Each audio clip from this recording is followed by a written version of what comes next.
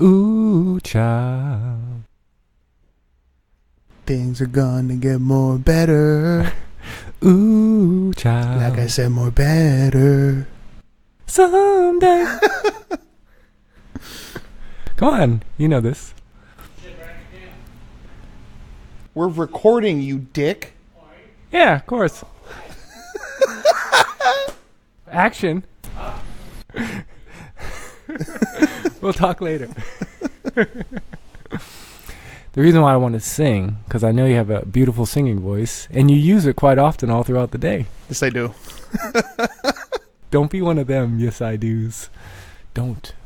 Okay. Don't do it. I won't. But what I wanted to ask you before is your father and your uncle were both in a band, right? Yeah, so my godfather, it's my dad's older brother, his name is Luis Enrique, and he is known as the Prince of Salsa. So my dad and him were on tour a lot in the late 80s, early 90s. And I mean, everybody on my dad's side of the family is either a musician or some sort of a painter or artist of different kind. I mean, we make marimbas. What's that? It's this percussion instrument that's picture a piano, but you hit it with sticks with little balls at the end of it.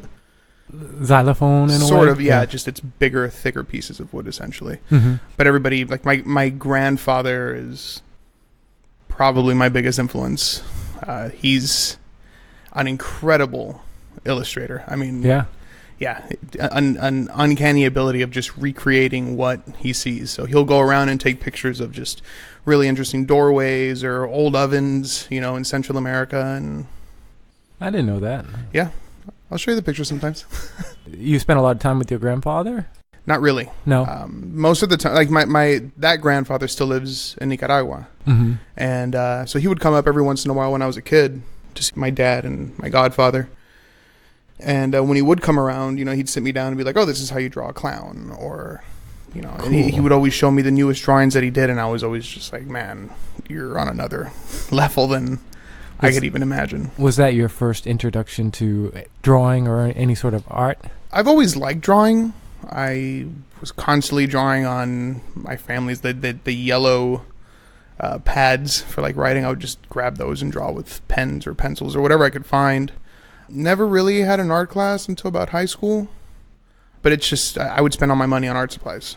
Nothing else. I mean, music was fun too. I was a band geek and marching band in high school. Really? What'd you play? Trombone, and then I went to drumline. Really? Yeah. I see. I've known you a while, but I'm learning new things about you. I was a band geek, and what the hell was I talking about? You were a band geek, so you played music. Oh, I would always spend more money on art supplies rather than anything with instruments. Always bought sketchbooks, any kind of little graffiti marker that I could find. I would either steal or buy it or whatever I could do. That's all I really cared about was drawing. Yeah, growing up, a lot of my friends were in bands or had aspirations to be in one, or just musicians in general, and I always loved hanging out with them, and I would always kind of like try to play.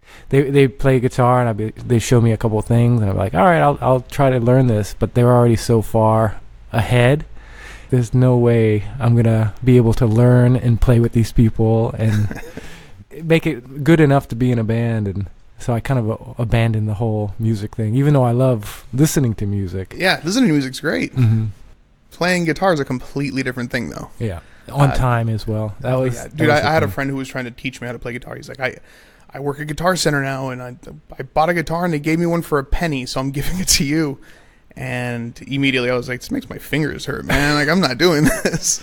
Seems like a lot of work. I'm going to go back to drawing skulls and snakes. Yeah, I figured if I was going to put some time into something, it should be something I feel like I'm already kind of good at, or at least I'm the best at that, so I'll just stick with it for now. Yeah. Ooh, a dog. No, yeah, like the marching band thing was fine, but yeah, dude, drawing was just what completely consumed me. And I looked at it. I remember being in like 5th grade, and there was 2 other kids. There was Marlon and Nick that were these insane. They drew like Guyver, the anime character, perfectly. Okay. Yeah. And I was like, I hate both of you so much. And I looked at it as a challenge. fuck that, I can draw that, you know. And, Sure. never got as good as those guys, but it just consumed me. I am lucky enough to have a job where I get to draw Definitely. every single day, whether or not I get paid for it. Sure. No, it's true, because you and I have worked, I don't know how many years together, but Almost 2, but even like the guest spots that I was doing here when I was living in LA. yeah, seeing the contribution you have at Regeneration with all the flash you painted. I mean, you were basically painting a set of flash every other month or every month. The way that I was taught was if you're not tattooing, you should be painting, and even when you are tattooing, you should be painting. And I just kind of took that and ran with it. So I try to crank out as much flash as I can. Some of it looks better than others. Yeah, but at least you're productive. I think the best thing about being an artist is, or the way to get ahead or to learn stuff is just to be prolific in a way, but just continue to work on things. And I can see it's almost like you start from the left-hand side of the room, and then you have the right-hand side of the room going left to right, and you can see your progression over the years as well, and even the styles, and that's pretty cool. And we were talking earlier about you kind of getting into more of the black and gray tattooing. What kind of sparked that interest? Because, I mean, you, as long as I've known you, you've always done just about everything. Yeah. But you're kind of focusing on that now? I find myself having a lot more fun with it. It's not that doing color tattoos isn't fun for me. I totally love them. But doing a black and gray tattoo, especially coming from Los Angeles, where it's like you are made to learn black and gray. Like, everybody wants it there. Done countless names in the script, and little rose bangers. Just it's not the realistic kind of black and gray. We're talking about more of the kind of West Coast. Right. I really enjoy traditional tattoos. I just like doing them with black and gray as opposed to a solid field of red and a solid field of green. I guess I'm still trying to find what exactly it is I like doing. Some tattoos are, I guess I'm just sick of doing really thick lines. I find myself, it's more of a challenge to do a nice, crisp, clean, thin line. And I enjoy that. Like, I feel that doing black and gray has made more of, I guess it's breathed a little more life back into tattooing for me. It's made it a different experience again. Instead of spending 8 years I only want to do roses this way, and now I'm finding myself to be like, oh, well, what if I actually try to draw a rose from the reference of a real rose as opposed to every Jerry rose I've ever done. Sure. Yeah, it's good. You're mixing it up and trying to. Yeah. But me too, as far as like the line weight of things, the last 2 or 3 years I've been going thinner and thinner lines, just because I'm looking back at some older tattoos, and it's not that I hate them or anything, but I see when they age, the lines, they grow. It's a fact of tattooing. So I want it to kind of maybe get to that size naturally instead of going big and then instead of it being like an instant gratification thing. Well, we spoke about this before also, like at different conventions and stuff, where you showed me a tattoo that you got 10 years ago, with this specific pigment, and the lines are way, way thicker as opposed to this other different pigment that you got 8 years later or earlier, and those lines have barely budged. So, yeah, I've been, I guess, almost every year of my career is just me going backwards in the line. I just want to go thinner and thinner and thinner. Still terrified to do a single needle tattoo, though. First one I did, it's just completely spread out. I was like, oh, sorry. Here's a tattoo, and I filleted you. Yeah.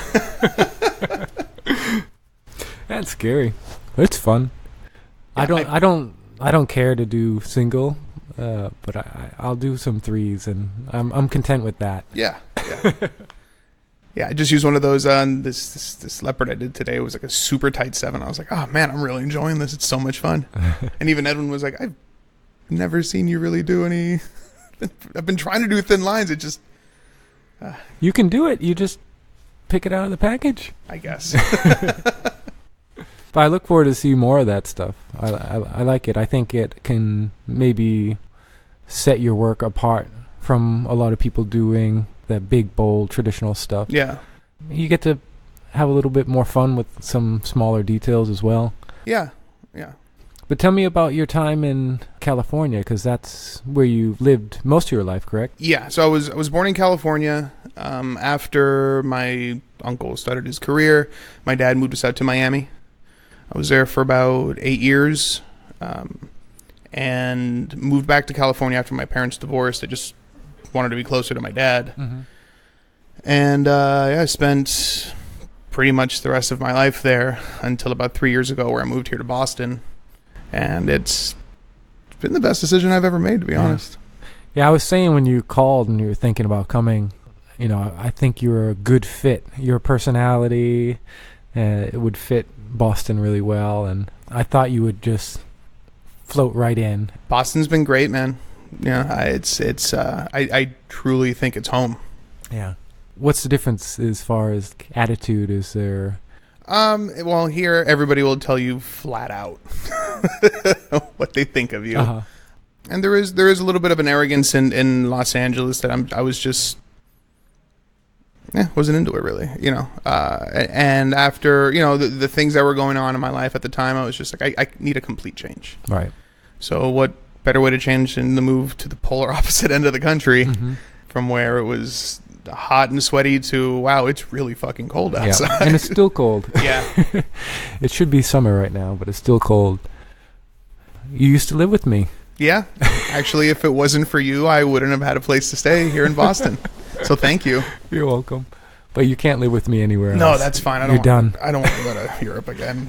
That's not true. I do want to go to Europe again, but you can come visit. I would love to come visit. Yeah, you should. How was your trip to, you went to London, right? Yeah, went to London. My first time ever there. I spent $420 on reggae records. Shit. Worth it. Completely worth it. It's a good number. Yeah. It was actually really ironic because it was like 315 pounds or something. And I was like, I wonder what that is. And I looked it up and I was like, ironic. But yeah, I got a lot of reggae records over there. A couple soul records too. Ate Indian food for the first time. Well, that's not true. I had Indian food once before, but I hated it. Uh-huh. And then I went with my girlfriend to this Indian restaurant called Punjab something, and it was really good, man. I think I like Indian food now. Yeah. Yeah. Do you ever go to the Indian place here? No, because the first time I ate real Indian food was in London. You have to go to Punjab Palace in Alston. It's one that's like right down the street, right? Yeah. Okay. I'll check it out. Amazing. Were you tattooing out there or just going to visit? No, just went to go check it out. Hung out with, my girl and her best friend. Went around the city. Got to see Stonehenge. Oh, wow. It's a good henge. Did you see Spinal Tap perform it? No, I wish I did. But it was really cool seeing all that stuff. Went to Brighton also. Hung out at Brighton Beach. It was odd being in another country. I was like, I know what's going on, but I don't know what's going on, and I'm kind of... Yeah, it's not like going to a different state. Right. Yeah, it was a really cool experience, though. So I do look forward to going back. Definitely want to check out Italy. Europe's pretty cool, man. There's a lot of stuff. Yeah, there's a lot of stuff. I would say if you go to Italy, go for more than a week, and don't try to do like the normal tourist, going to every city that they can in 1 week. Just spend 1 week in one city, and don't rush, because there's so much to see. Okay. And everything's just so jam packed with old buildings, old streets, old piazzas. I'm in the mood to go see museums in Italy. Yeah, I've always been kind of in love with sculptures. They're completely fascinating to me. Yeah. Because I look at it and I go, there's absolutely no way in hell I'd be able to do that. But yeah, seeing old marble statues and stuff to me and I feel like Italy is probably... In Florence, there's the Bargello, and it's the sculpture museum there. Oh, cool. And they have stuff from the 1300s up, but I don't think anything into like the 1900s. I think it's kind of more Renaissance and maybe up to high Renaissance. But then if you go down to Rome to the Vatican Museum, they have some of the most famous sculptures in existence there. Yeah, the Vatican is another thing that there's like cool little like psychedelic stuff there that I want to see. A lot of geometric patterns and stuff that's hidden in. Definitely. Yeah, it's on a completely different level that I just can't even think about all the cool shit that they would have there. Yeah, and so much history, and it's all like somewhat half buried in the Roman Forum. Oh, really? Yeah, you like walk through and it's Roman, straight up Roman stuff, and they have Nero's palace that was burnt down, I believe, and it's halfway like standing. You can still see the arc there and all the masonry. It's incredible. But I love going there. I think it's probably my favorite place in the world so far. Very cool. But I mostly just travel from the States and Europe. Yeah. I think I got to branch out and go. I do want to go to else. Japan. Yeah. Yeah, I would like to go. Yeah. I think we should go to Japan. Let's go to Japan. Yeah. I'd go. Okay. Let's go. Sweet. It's done. All right, we did it. Luana, can you buy some tickets? Yeah, I don't know how to approach it. I feel like you need a guide or something. Yeah, I'm assuming somebody. You should be able to pay somebody. Yeah. Yeah, I don't know, man. Let's just go. Who cares? Just wing it. Fuck it. We'll deal with that. Life isn't real. Let's just wing it. It's not real. It's a projection. Tell me about your time in Chicago. I know you were going out there every so often. You have some buddies so there. The first time I went to Chicago, I did the convention there when it was still in a hotel. And I went with my buddy Josh Martin. He invited me to come out. It was my first convention ever, and I remember setting up the booth and just having like beads of sweat coming down my forehead. And somebody came up for, a walk up, and it's like, I want an infinity symbol or something. I was like, cool, have a seat. And Josh is like looking over my shoulder, and I'm just like, why is everybody paying attention to me right now? And just like, completely sweating. And then it was fine after that. Met a lot of actually really, really good friends of mine at that convention. It was the first time I ever saw snowfall, like actually fall from the sky. Which I was like, oh, cool, snowflakes look like snowflakes. And then the wind blew, and I screamed, and I ran behind. It's too cold. Yeah, dude, that was insane. So I went there, continuously over the years. Hung out with all of my friends, mainly at Studio One. Shout out to Nuko. And yeah, it's a great place. I do love Chicago. I tried moving there late last year, and yeah, it just was the wrong time to move.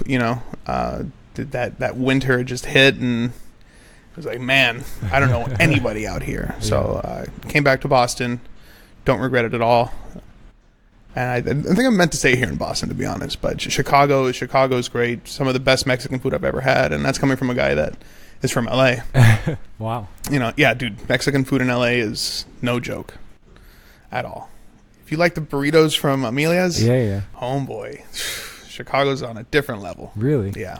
Yeah, I didn't get anything too over the top over there. Just their standard meals. Man, no, you got to go into the South Side. Go to Pilsen. Get some good tacos there. Okay, maybe if I ever get back there. But let's go back to what you were talking about with the music and the records, because you do have like a cool thing going for you here in town with DJing on Tuesday nights. It's the third Thursday of every month.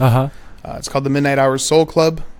It's over at the Model Cafe, and it's just this little dive bar here in Alston, and we spin Northern Soul, any vintage soul really, a bunch of vintage reggae, early ska, some two-tone also, some funk every once in a while, and I'm literally just making people listen to music I want to listen to, and it's fun.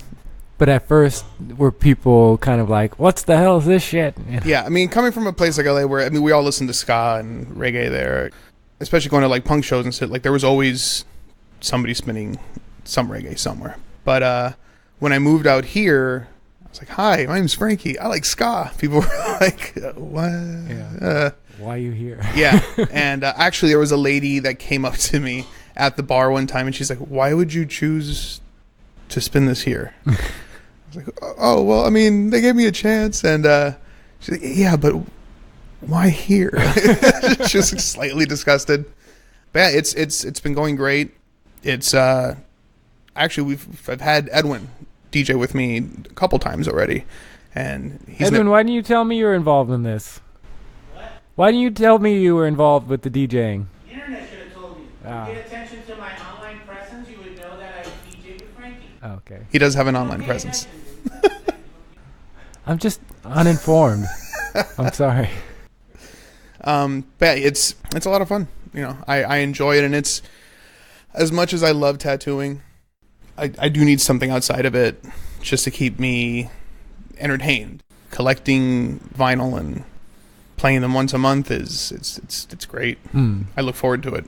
That's awesome. I really wanted to go last week. I was like, yes, I get to go, and then I remembered I had to go away for the weekend. It happens. I'm sorry. Next time. I really want to go. But the way that you kind of came here, you were friends with Jenny, who runs Regeneration now, and she's the same one that does the Wild Tiger pins. Yeah. But how did you guys end up meeting or becoming friends? So I met Jenny for my buddy's 21st birthday. A bunch of us were going to Vegas. We were leaving LA and just going to Vegas for the weekend. I was 20 years old at the time.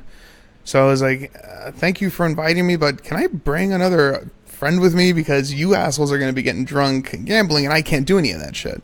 So another buddy came along, and when we got into the van to drive out there, Jenny was the punk girl with all the tattoos that I've never met before, and she was dating my friend, and I was like, oh, hi, and hit it off as friends. And actually, it's because of her, one of the reasons is because of her that I got the job at the tattoo room in Simi Valley, because she worked for Daniela Brosler, who is I owe almost everything to. Yeah. That lady taught me how to tattoo, really. I mean, the person I consider my mentor is Jamin Thoraldson, but Danielle showed me, you know, how to do black and gray, and she's helped me immensely. I love that lady to death. Is she still in the same shop out there? Yeah. She's in Simi Valley, and she's been there for probably 15 years now.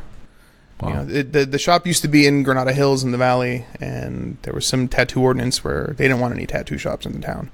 So she moved out, went to Simi, and opened up a shop there, and yeah. Yeah. That's the one place I haven't been out to before. California? Yeah, I mean, I've been to San Francisco, but just for a week, and it was right when I started tattooing. So it's NorCal, man. So I didn't know anything. But yeah, I haven't been to Vegas, or I mean, not Vegas, to LA.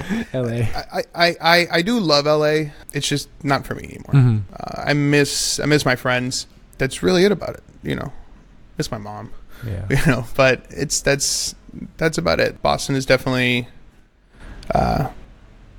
completely made me look at the world in a different way. Yeah. That's good. Yankees suck. I think you made a good contribution to Regen. Well, thank you. Yeah. That actually means a lot. No, I think so. I think it's a good fit. You definitely liven up the joint. Maybe sometimes too much, but I like it anyways. I wouldn't have it any other way. But yeah, for sure. Definitely I look forward to coming back and working with you. And I love working with you, man. Oh, thanks, man. Yeah, it's always great when you come back to town. But I always just kind of put my head down and... Yeah. You chime in every once in a while with a quick quip. I don't say much, but I definitely thought about it. Speak softly, but I carry a big stick. Thank you, man. That means a lot to me, and it's good that I'm still welcome back. You know, and it's fun. It's fun to bring the stories back, and I don't know. I feel like whenever I come back here, it's never there's never anything I missed in a way. Like right. I don't really feel like I got to catch up with you guys. It's just like, oh, we're back to normal again. Yeah. And that's cool. Yeah, we always did kind of seem to pick up where we left off every time, even when it was just guest spots when I was coming here originally. Yeah, definitely. So, yeah, it's the shop's great, man. I mean, it definitely feels like home, and everybody that I've worked with that's been here has always been really great. And it's definitely gained more character since the last time I was here. It seems like every visit, the shop feels more lived in. There's a lot more artwork. Everything is covered floor to ceiling. It's just full of character, and you don't really get that in too many shops. You know, sometimes it's like a nail salon atmosphere, but this is sterile. Yeah, and it's filled with art. Yeah, you can definitely get inspired. And I mean, everybody that's worked here has contributed in many ways on the walls. It's, I don't know. I mean, there's not too many places that I've been to that are completely just. I mean, the size of this is a huge shop, and pretty much the whole front we have completely filled. Like Filled. Yeah. Yeah, there's nothing uncovered. And I take pride in that. Yeah. Well, you're the one that did most of it. Mejia. Everything signed with the Metallica logo. Yeah. I never introduced you on the podcast. Oh. So that was my first time saying your name. Oh. Mr. Frankie Mejia is joining us with today. There you go. There's your introduction. Wait for these people to pass. Yeah, they were loud. So what's then? Any future plans? Any conventions in the future you wanna... The shop just did the Boston convention. It was a lot of fun. The last convention I did before that was probably Philly, but it's just massive. Yeah. I hear Chicago's getting that way too, so I don't know. I mean, I might just hang out in Boston for a while, or if anybody will have me come out for a guest spot, then I'd gladly go. I'm not opposed to traveling. Yeah, probably just staying local for a while. Right. Yeah, I definitely get a lot out of guest spots. I was thinking the other day, because we just did the convention at Rochester, and that I think is a great size, because I don't know, there's only 100 people or 100 booths. I don't know how many, but maybe under 100 booths. Jeez. It's just one small room. And they have like a little outside area that has tattooers as well, but everybody in there is They were tattooing outside? Not outside. There's like outside the main ballroom, there's like a hallway that surrounds the whole thing, like a walkway. Oh, okay. And so they set up booths there as well. That's kind of how the Boston convention was the first time I did it here. It was like multiple rooms in a hotel. The one that's across from like King's in Back Bay. Okay, yeah. And there was like a couple hallways that had tattooers in them too. So it was just like one big room and then like different hallways of it, or? No, it was just one. So imagine a box, and then outside the box was another box in these hallways. So this is a very complicated explanation. Anyways, there's a hallway outside the main ballroom, and that's where people were tattooing as well. Huh. But my point was that it's like a hand-picked crew of artists, and the other cool thing about it was the entrance fee was only $10. That's awesome. That's, I think, is huge to have something that affordable where it just gets more people in there. Yeah. And people don't feel like, oh, I paid $50 and I might get tattooed. But yes, I've had people come up and, hey man, are you getting tattooed this weekend? And, nah, I just came to drink beer. You spent $40 on a ticket to get in here and a $12 can of Bud Light. Yeah. Sick. It's a lot of money. Dude, it's a lot of money to catch a buzz. Yeah. I like the big conventions like the Paris convention. And, yeah, what was the one that you did in you did a convention in Europe, didn't you? Yeah, I didn't work it. I went and did podcasting and hung out and just said hi to people and shook hands and just try to be a buddy. I was saying to somebody the other day, it's like going to like the London or the Paris show is basically going to a convention of all the people you follow on your Instagram. It's cool to just be around that and see just awesome artists that you look up to. But do they still have the national convention? I don't know. I feel like they do. They had one in Orange County probably. They must. 6 years ago is the last time I went to one. 7 years ago.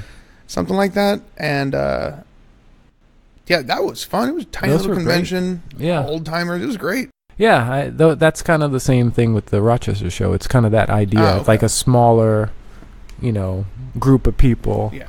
And it's just relaxed. Yeah, I feel that like when it's smaller like that, like everybody gets a chance to either get tattooed or to tattoo. Yeah. I've been to conventions that were so big, there's an extra 250 booths, more than last year, and it was just like, wow. It's overwhelming. Yeah. And then half the time you don't even get to meet people in the convention because they're all the way down, Yeah. Half a mile down the hall, and you're just like, how am I gonna get there? Yeah. But people like them, and I'm not saying anything bad, but No, I'm not opposed to that. Yeah. For me, it's just like there's so much going on and there's so many people in one space that I'm just like, oh man, this is too much for me. Yeah. Yeah. And I would consider you like an extrovert who like gets off on being around a lot of people and talking, and that even for you is It was just I also don't like massive groups of people all together. Like, it's just too much for me. Do you have PTSD from growing up as a kid? No. I've just always been like, there's way too many people here. Yeah, it's just too much for me. I don't know. It's, I don't necessarily want to say anxiety, but I'm just kind of like, I don't want to be here anymore. It's just, I'm just tired looking at everything. Yeah. If you get a chance, definitely come out next year. Yeah, I would love to. It'd be fun, at least to see it and get tattooed. I had an idea for you. I don't know. Did you ever think about making a collection of all your flash and putting into one type of, not so much book format, but I don't, maybe a book? You have, I would say, over 60 or 70 sheets up there. Yeah. I don't know. I thought about it. I don't look at my stuff and think immediately someone would buy this, because I look at it and just pick it apart and just think to myself, oh God, I can't paint for shit. But nowadays, people aren't tattooing flash, but they are looking at it for reference or inspiration. So, Sure. I mean, it's something to think about. I definitely want to get a bunch of prints made of the more recent stuff that I've made, and hopefully sell a few of those. And I mean, if anybody was ever interested in like, hey, put a bunch of your shit together and let's see if we can make a book, I wouldn't turn it down. Sure. But I mean, right now, I think I'm still trying to hone what I want to do with like doing black and gray stuff. Like, I guess like I have a few paintings up there of like horror movie, guys, and I tried to make it somewhat a portrait, but not really. Like, so I'm still tinkering with things. It's like a traditional portrait. Yeah, I'm just trying to figure out how I want it to look, I guess. Sure. Haven't quite worked out all the kinks. Yeah. Well, it's coming along. Well, thank you. And we can wrap it up here if you want. Sure, man. So, Frankie Mejia, thanks so much for being on the podcast. Thank you for having me. I'm glad you agreed to it. Can you tell us your Instagram and go over the shop and everything like that? It's Frankie Mejia Tattoo. It's Mejia, and I work at Regeneration Tattoo in Allston, Massachusetts. And Regeneration has Instagram account as well. It's regen_tattoos. I think that's what it is. Yeah. Pretty sure that's what it is. Yeah, Google it. Yeah, you'll find it. Yeah, I'm here at the shop every day except Sunday, Monday. Awesome, man. Killing it. Thank you. Thank you. Thank you, my brother. Give me a hug. Love you. I think my butt fell On the nice comfy couch. Yeah. Because I had to lean over, and I think this thing was going lower. And so I was like following it down.